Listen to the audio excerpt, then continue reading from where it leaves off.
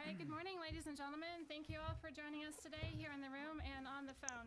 I've been screened and tested multiple times over the last 2 weeks. I was tested this morning and all negative, and I've been cleared by the docs to come back in, so it's great to be with you all today. And no positive tests, all negative all the way through, and the most intensive testing. So, but out of an abundance of caution, we did quarantine for a couple of days and met what CDC did, and we were cleared this morning. We support law enforcement, whether that is at the federal or state and local levels. We don't police American streets. So we, in the instance of National Guardsmen being called up that are uniquely trained and set for those types of operations, if we're called upon, we will ask and support that to protect federal property and support law enforcement.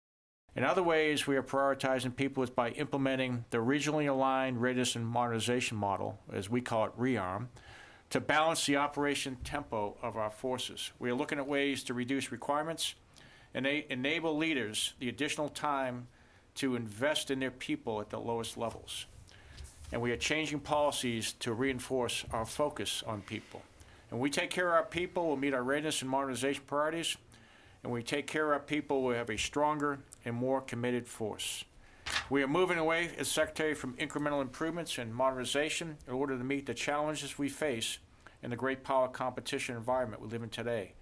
Our combat training centers are the gold standard for preparing our organizations for large-scale ground combat operations, especially in this time of great power competition, where we know that we will be contested in every domain that we're going to operate in. So the combat training rotations you see today are very different than you may have seen 4 or 5, 6 years ago, that were focused more on counterinsurgency and counterterrorism. Intention to release it before the election or hold it until after.